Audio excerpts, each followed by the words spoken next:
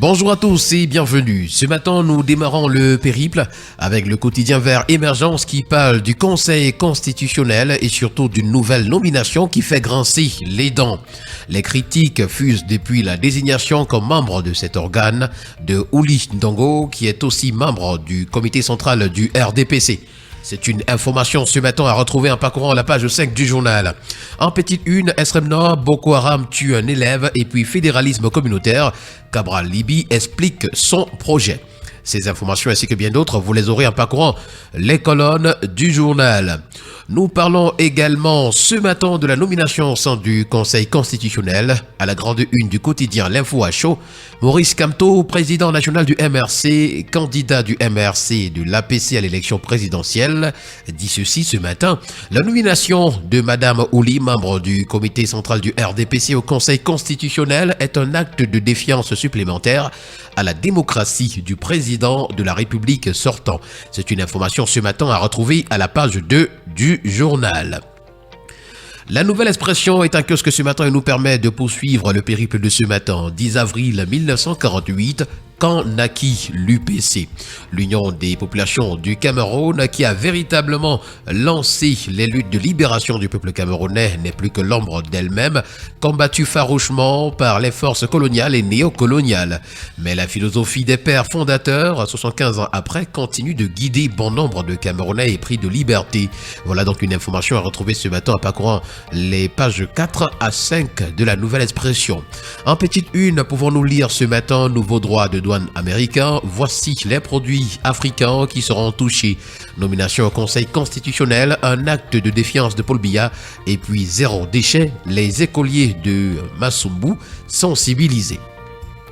Avec le quotidien Mutation, on parle de Paul Biya et de ses drôles de tweets. Le chef de l'État renoue avec la publication de courts messages adressés au peuple sur les réseaux sociaux. Cette communication sonne faux et suscite des réactions amusées ou indignées des internautes. En savoir davantage, c'est lire la page 7 du quotidien Mutation.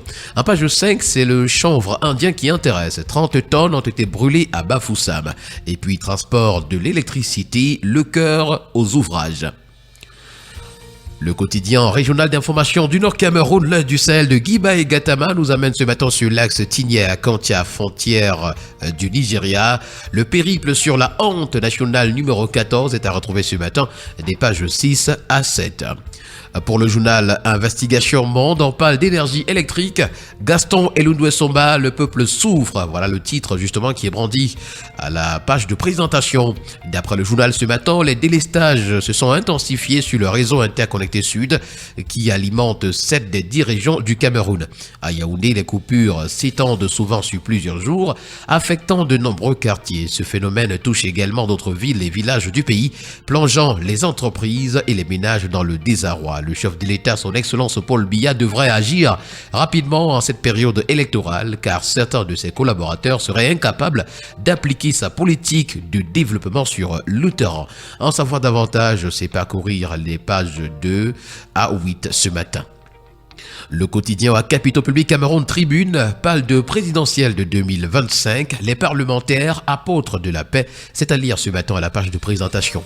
En clôturant hier les travaux de la première session ordinaire de l'année législative en cours, Marcel Niat Difendi, président du Sénat, et Cavaillé Yegui-Dibril, président de l'Assemblée nationale, ont invité les sénateurs et les députés à agir pour un scrutin apaisé dans leurs différentes circonscriptions. Ce sont là des informations à retrouver ce matin en parcourant les colonnes du journal, notamment les pages 6 et 7.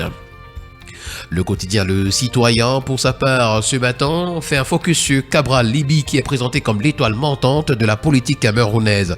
Un parcours politique remarquable, des idées innovantes et un engagement pour la démocratie. Un leader qui s'impose comme une figure importante de la politique camerounaise, sans violence verbale, mais des idées émergentes. Voilà donc un portrait de Cabral Libby à retrouver ce matin au complet à la page 3 du quotidien Le Citoyen.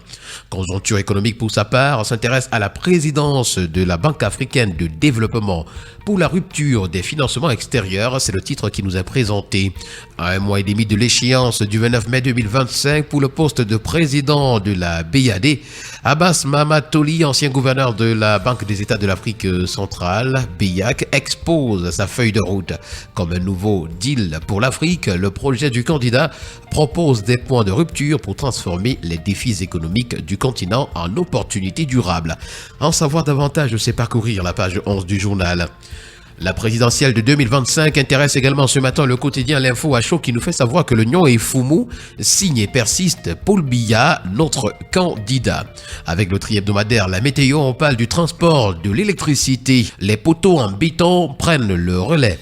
Pour remplacer donc ces supports en bois, 50 000 en béton seront installés cette année à travers le pays. La première phase à printemps débute la semaine prochaine. À cet effet, en visite de travail du 7 au 9 avril dans la région du littoral, le ministre de l'Eau et de l'Énergie, Gaston Elundwe Samba, a-t-il inspecté les entreprises spécialisées de Souza et Missolem.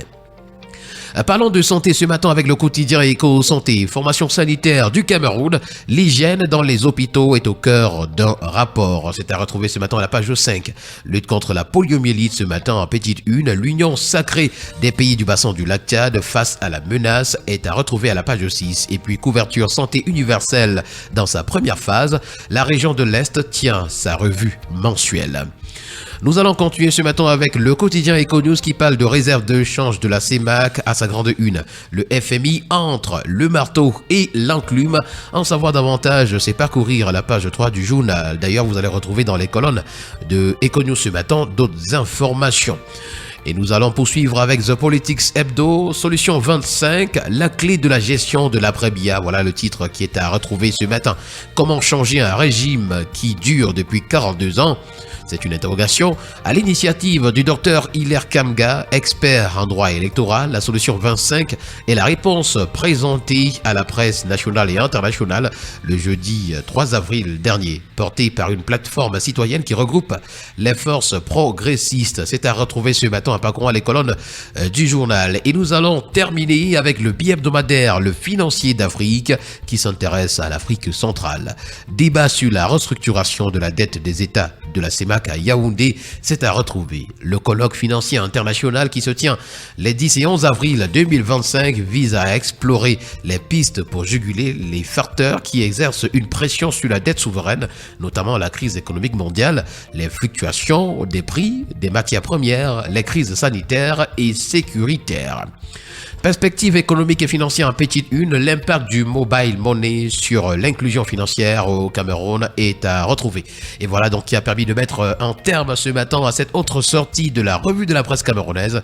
Merci à vous et au plaisir de vous retrouver très prochainement pour une autre édition. Bonne journée à tous.